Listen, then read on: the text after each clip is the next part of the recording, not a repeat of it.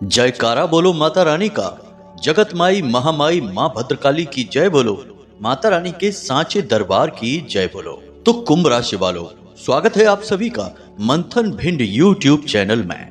बंधुओं, इस नवंबर के महीने को आप यूं ही हल्के में मत लेना। जी हाँ बंधुओं, इस नवंबर के महीने में पूरी दुनिया आपकी गुलामी करेगी।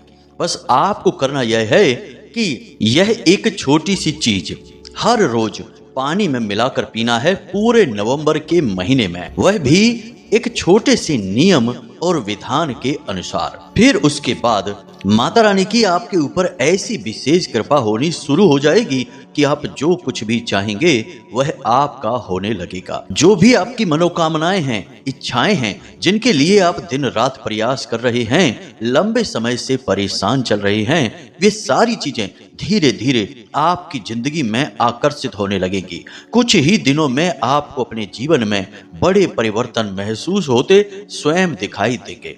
बंधुओं, यह एक छोटी सी चीज इतनी अधिक चमत्कारी है कि इसके विषय में देवी भागवत में विशेष वर्णन देखने को मिलता है। यह एक चीज कोई साधारण चीज नहीं है, यह माता रानी का सीधा आशीर्वाद है। और जो भी इसके बारे में जान जाता है उसके ऊपर माता रानी की विशेष कृपा दृष्टि हमेशा बनी ही रहती है। फिर चाहे वह माता रानी की पूजा पाठ नियम से करे या ना करे, माता रानी की भक्ति में लीन रहे या ना रहे, बस इस एक छोटी सी चीज को जल में मिलाकर पीने से माता रानी उस जातक से हमेशा जीवन भर प्रसन्न बनी रहती हैं। ऐसा कहा जाता है कि इस चीज में माता रानी स्वयं जागृत रूप में निवास करती हैं और इस चीज के प्रयोग करने वाले की रक्षा और उसके जीवन का पालन का बीड़ा स्वयं माता रानी अपने कंधों पर उठा लेती हैं। यानी कि स्वयं माता रानी, माता भद्रकाली, माँ चामुंडा देवी आपका हाथ पकड़कर आपकी कामयाबी की ओर आपको लेकर जाएंगी। तो बस आपको अब इस एक चीज के विषय में पूरा ज्ञान आज इस कार्यक्रम में प्राप्त कर लेना है और इसे नियमबद्ध तरीके से पूरे नवंबर के महीने में प्रयोग करना शुरू कर देना है। अगले 2 या 3 दिनों में ही आपको इस चीज के विचित्र और जीवन को खुश कर देने वाले, आनंद देने वाले चमत्कारी परिणाम दिखाई देने शुरू हो जाएंगे। तो चलिए बंधुओं, आज के इस विशेष ज्ञानवर्धक और चमत्कारी कार्यक्रम की शुरुआत करते हैं। लेकिन इससे पहले हम चाहेंगे कि आप माता रानी को आभार अवश्य व्यक्त करें। तो कमेंट बॉक्स में पूरे भक्ति भाव के साथ लिख डालिए, जय माँ भद्रकाली कृपा करो, जय माँ लक्ष्मी कृपा करो। माता रानी आपके ऊपर पूरी कृपा बनाएगी, हमें पूर्ण विश्वास है। इसी के साथ साथ बंधुओं, आपसे एक छोटा सा निवेदन और है कि इस कार्यक्रम को बनाने में हमने बहुत मेहनत की है। सच्चे अनुभवों को जो हमारे जीवन से जुड़े हुए हैं उन्हें इस कार्यक्रम में शामिल किया है और आपके लिए दिल से प्रयास किया है। माता रानी की कृपा और उनका आशीर्वाद आप तक पहुंचाने का प्रयास किया है। तो इस कार्यक्रम को आप अंत तक अवश्य देखना। आप यकीन मानिए कि माता रानी की स्वयं इच्छा है, उनकी मर्जी है, तभी आप इस कार्यक्रम पर आए हैं। तो बस हम आपसे इतना चाहते हैं कि आप इस कार्यक्रम को अंत तक देखें, तभी हमारी मेहनत और माता रानी की कृपा दोनों ही आपके लिए सफल होंगी, फलित होंगी, वरना सब कुछ बेकार चला जाएगा। साथ ही साथ यदि आप इस चैनल कार्यक्रम पर यदि पहली बार आए हैं तो इस चैनल को सब्सक्राइब अवश्य कर ले। बगल में जो सब्सक्राइब का बटन है उसे अभी दबा दें।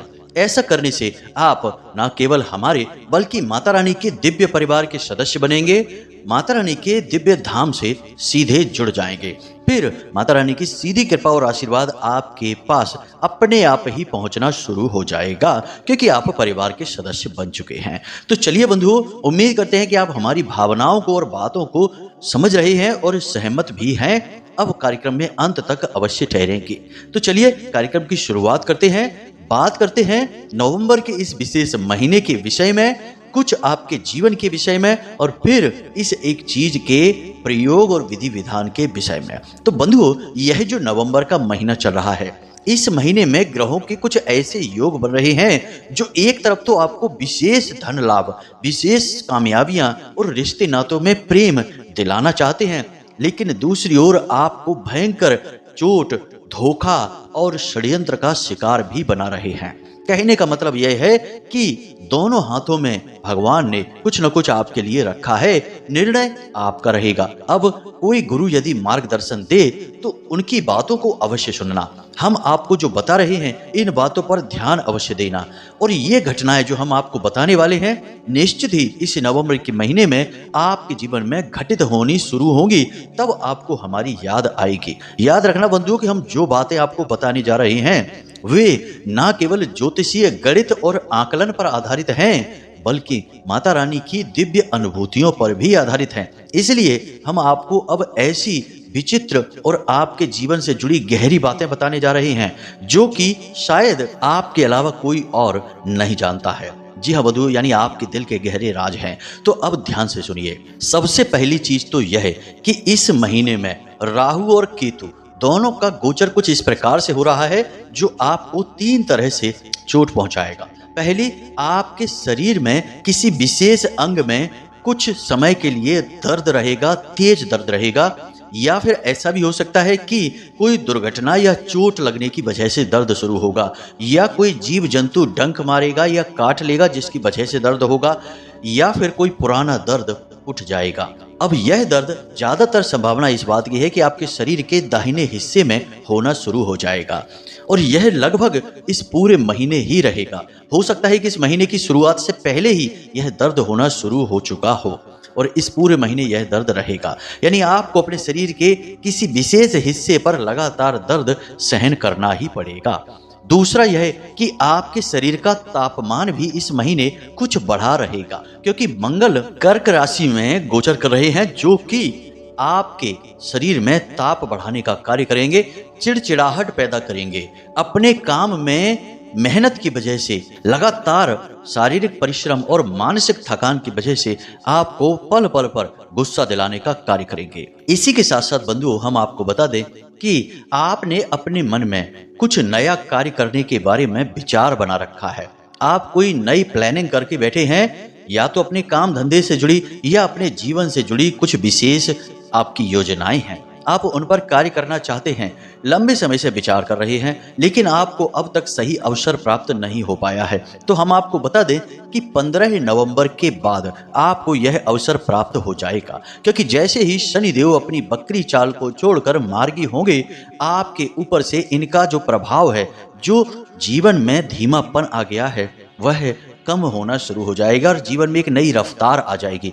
आपका दिमाग एक नई ऊर्जा से भर जाएगा, शरीर में भी एक नई ऊर्जा का एहसास रहेगा। तो फिर आप किसी भी कार्य को कर सकते हैं जिसके बारे में आप लंबे समय से विचार करके बैठे हैं। इसी के साथ साथ बंधुओं, आपको अपने एक रिश्ते के विषय में भी थोड़ी शंकाएं हैं। कभी आपको लगता है कि वह आपसे प्रेम करता है, आपके हित के विषय में सोचता है, और कभी आपको ऐसा लगता है जैसे वह आपके बारे में विचार ही नहीं करता है, आपके लिए उसके मन में कोई ख्याल ही नहीं है, या फिर ऐसा भी आपको लगता है कि जैसे वह आपको लगातार धोखा देता चला आ रहा है, आपकी भावनाओं के साथ खिलवाड़ कर रहा है।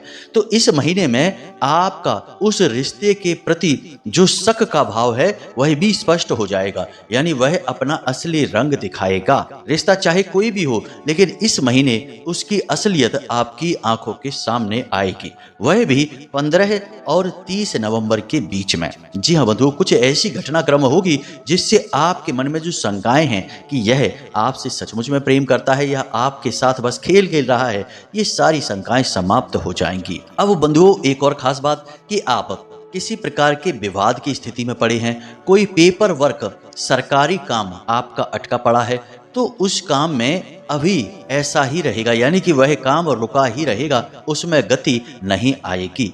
15 तारीख के बाद उसमें गति आनी शुरू होगी। जब सूर्य देवता राशि परिवर्तन करेंगे तो इसी राशि परिवर्तन के साथ आपके जीवन में जो रुके हुए कार्य हैं, जैसे कि कोई समझौता, कोई एग्रीमेंट, किसी प्रकार का विवाद, सरकार की तरफ से आप कोई लाभ लेना चाहते हैं, पुलिस, कोर्ट, कचहरी का यदि कोई मामला है, अटका पड़ा है, काम आगे नहीं बढ़ रहा है, तो ये सारे काम आपके 15 तारीख के बाद से बनने शुरू हो जाएंगे, इनमें गति आने लगेगी। अब एक खास बात बंधु कि इस नवंबर के महीने में आपको किसी को भी ना तो कैश देना है और ना ही कर्जा लेना है। कर्जा यदि आप लेना भी चाहते हैं तो अपने काम धंधे व्यापार से जुड़े काम के लिए ही कर्जा लें। अपने निजी जरूरतों के लिए कोई कर्जा आप ना लें, वरना आप अपने लिए मुसीबत मोल ले लेंगे। लेकिन 1 तारीख से 15 तारीख तक तो भूल कर भी आप कर्जा ना लें, वरना आप चुका नहीं पाएंगे। 1 तारीख के 15 तारीख के बाद यानी कि 16 तारीख से और 30 नवंबर तक आप कर्जा ले सकते हैं, फिर आप चुका पाएंगे। और ऐसा हम शनि देव की वजह से ही आपसे कह रहे हैं। अब राहु और केतु की बात कर लेते हैं।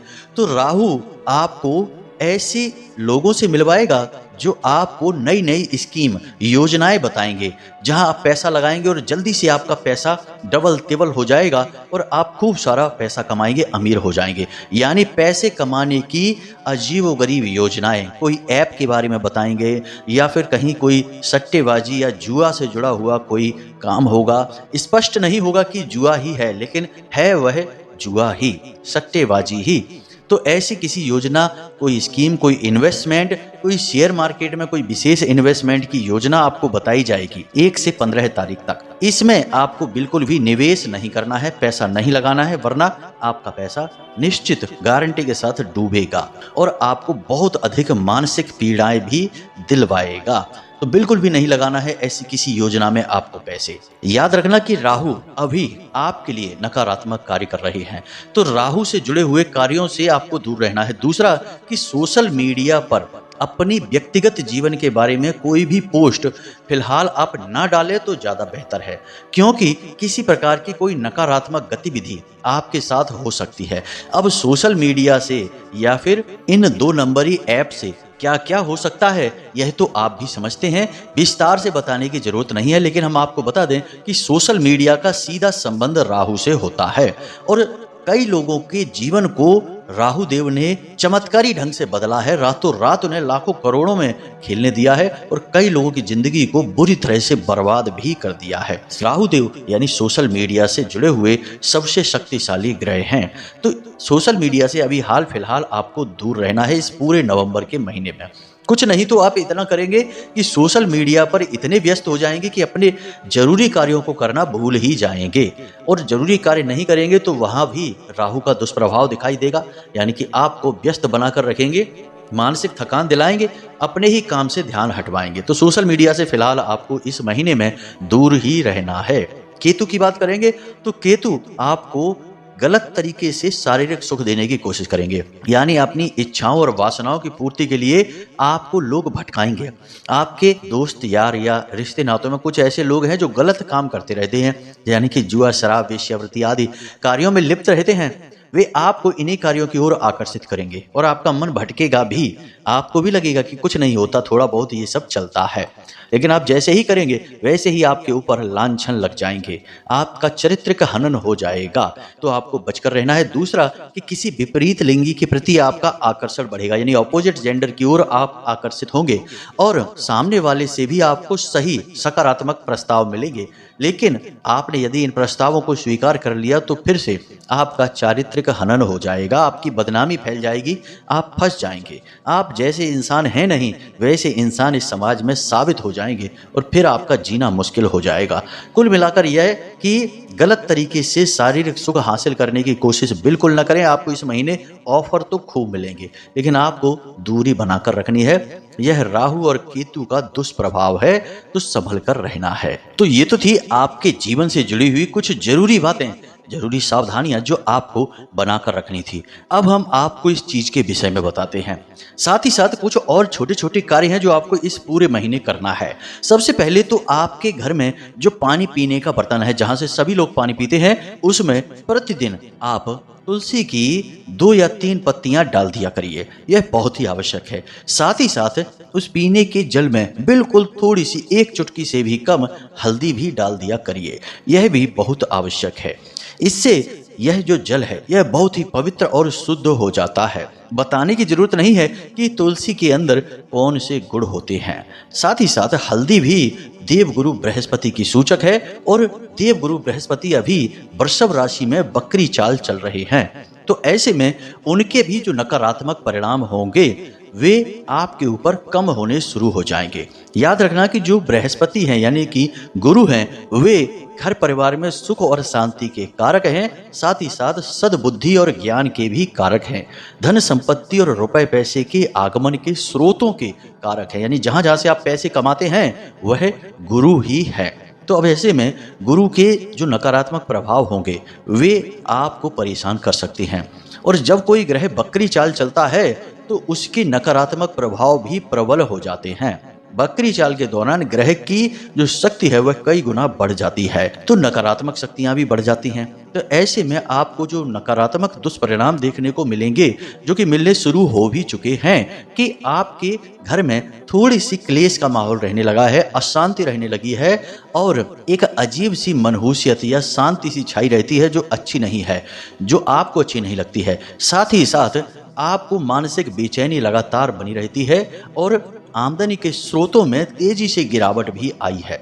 लगभग पिछले 15 से 20 दिनों में यह बहुत तेजी से हुआ है। जब से गुरु बकरी चाल चलने शुरू हुए हैं, तो आपको थोड़ी सी हल्दी पानी में मिलाकर पीनी है और हो सके तो आप जिस पानी से स्नान करते हैं उस पानी में भी थोड़ी सी हल्दी, एक चुटकी से भी कम अवश्य मिला लें और थोड़ा सा नमक मिला लें।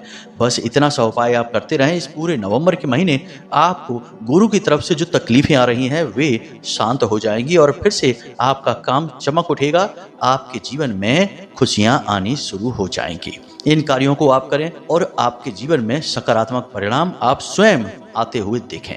अब बात करते हैं इस एक चीज के विषय में जिस पर माता रानी की सीधी कृपा है, जिसे माता रानी का जागृत स्वरूप ही मानते हैं। तो अब ध्यान से सुने। सबसे पहले बात करते हैं रुद्राक्ष के विषय में। जी हाँ बंधुओं, आपने शायद नाम सुना है कि नहीं, एक रुद्राक्ष होता है जिसे गौरी शंकर रुद्राक्ष कहा जाता है। अब यदि आपके घर में गौरी शंकर रुद्राक्ष है तो आप एक काम कर सकते हैं कि आप एक मिट्टी का पात्र लेकर आए, एक छोटा सा घड़ा या छोटी सी मटकी मिट्टी के पात्र की लेकर आए, यानी मिट्टी का पात्र चाहिए। अब आपको रात्रि के समय शुद्ध जल से उस मिट्टी के पात्र को भर देना है और उसके अंदर गौरी शंकर रुद्राक्ष को डाल देना है। अब यदि आपके पास गौरी शंकर रुद्राक्ष नहीं है तो 7 मुखी, 5 मुखी रुद्राक्ष भी चलेगा। ये 3 रुद्राक्ष में से कोई भी आपके पास है तो आप रात के समय इसे जल में डालें।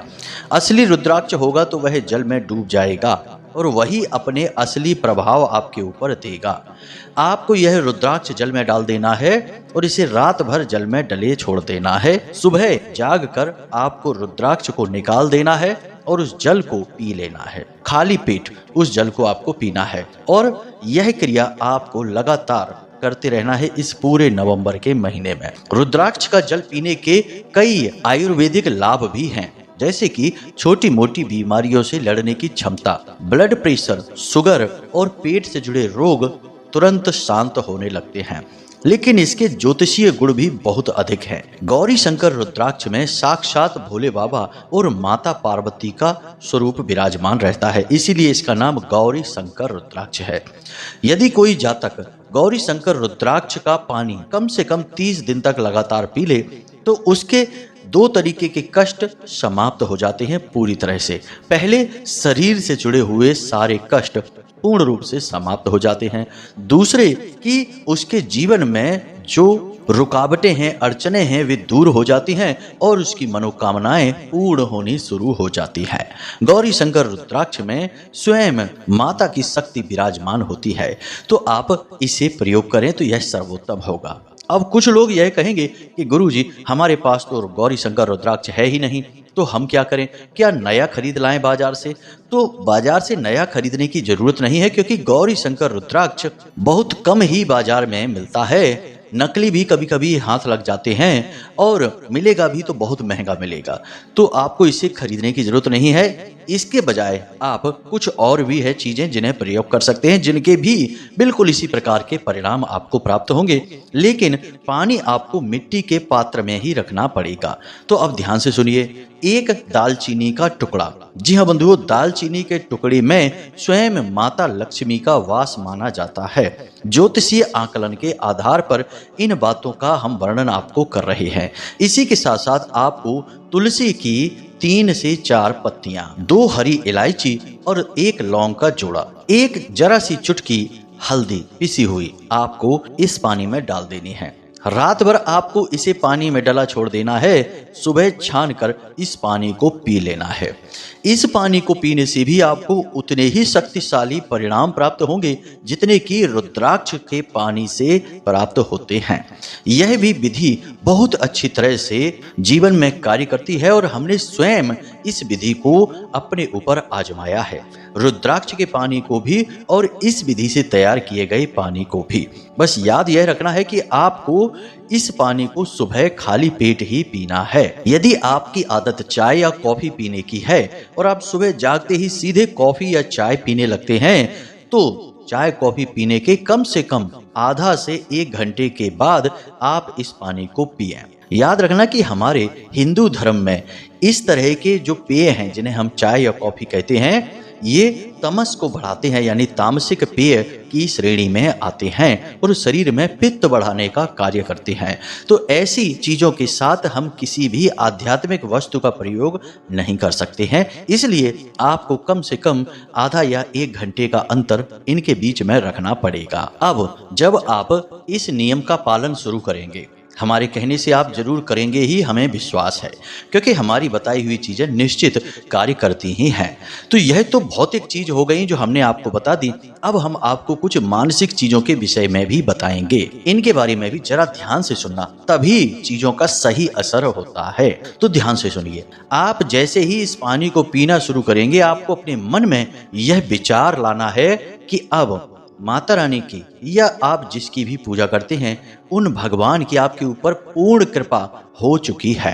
अब आपके जीवन में सब कुछ अच्छा ही होने वाला है। कुछ भी गलत नहीं होगा, चाहे कुछ भी हो जाए। यदि कुछ गलत होता भी है तो उसके पीछे भी कारण जरूर कुछ न कुछ अच्छा ही छिपा है। यानी कि आपको अपने मन को पूर्ण रूप से सकारात्मक विचारों से भरना होगा, तभी ये चीजें कार्य कर पाएंगी। क्योंकि सकारात्मक विचार ही वह नींव बनेगी जिस पर कि आपकी जरूरतें, आपकी मनोकामनाएं पूर्ण होनी शुरू होंगी। यदि आप मन में नकारात्मक विचार रखे रहेंगे कि कुछ नहीं होता इन चीजों से, पता नहीं काम करेगी भी कि नहीं, तो फिर शायद कि ये चीज काम करे ही नहीं।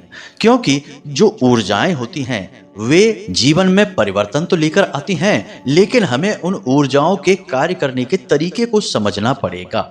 अब आप यदि अपने घर में बिजली लाना चाहते हैं तो आपको सही तरीके से तार, वायरिंग बिछानी ही पड़ेगी। अगर आप सोचें कि बस यूं ही बिजली घर में जाकर कनेक्शन ले लें, पैसे दे दें और आपके घर में बिजली आ जाए, कोई तार ना बिछाए, कोई वायरिंग ना करे, कोई आपको कुछ ना सिखाए ना बताए, कोई मिस्त्री ना आए, तो क्या लाइट आएगी? नहीं। जब तक आप नियमों का पालन नहीं करेंगे, बिजली की ऊर्जा को साधने के सही तरीके नहीं सीखेंगे, यह ऊर्जा आपके लिए बिल्कुल बेकार है। उसी प्रकार आध्यात्मिक ऊर्जाएं होती हैं। ये आपके जीवन में कार्य करना तभी शुरू करती हैं जब आप इनके नियमों को समझ लेते हैं। आध्यात्मिक ऊर्जाओं को साधने का सबसे बड़ा नियम है कि अपने मन को, अपने चित्त को हमेशा सकारात्मक रखना। इसीलिए भगवान की भक्ति करने को कहा जाता है, क्योंकि भक्त के पास भगवान की भक्ति का बल आ जाता है और वह उसे हमेशा सकारात्मक बनाकर रखता है। जो भगवान का सच्चा भक्त होगा वह कभी रोते बिलखते नहीं दिखाई देगा, वह हमेशा मुस्कुराता रहेगा, क्योंकि उसे अपने भगवान पर भरोसा रहेगा कि उसके साथ कुछ गलत हो ही नहीं सकता है। तो उसके जीवन में कुछ गलत होता भी नहीं है, भगवान उसका सहारा बन जाते हैं। तो आपको भी कुछ ऐसा ही रहना है। इसी के साथ साथ बंधु, अपने जीवन में जो नकारात्मक लोग हैं आपके, उनसे दूरी बनाइए, गलत कार्यों से दूर रहिए, जितना हो सके उतना अच्छे कार्य करिए। हमने अपने पिछले कार्यक्रम में आपको बताया था कि प्रतिदिन मंदिर में 5 या 10 रुपए दान करने का एक नियम बनाइए, जो आपको प्रतिदिन बनाना ही है। मंदिर जाना है, दर्शन करने हैं और बिना सोचे समझे दान पात्र में चुपचाप पैसे डालकर चले आना है। कुछ न सोचना है, न कुछ विचार करना है। जैसे आप भोजन करते हैं तो क्या विचार करना पड़ता है? नहीं, तुरंत भोजन कर लेते हैं। पानी पीने के लिए प्यास लगती है, तुरंत पानी पी लेते हैं। तो ऐसे ही इसे अपनी दिनचर्या का एक नियम बनाइए और आप देखेंगे कि कैसे चमत्कार होने शुरू हो जाते हैं।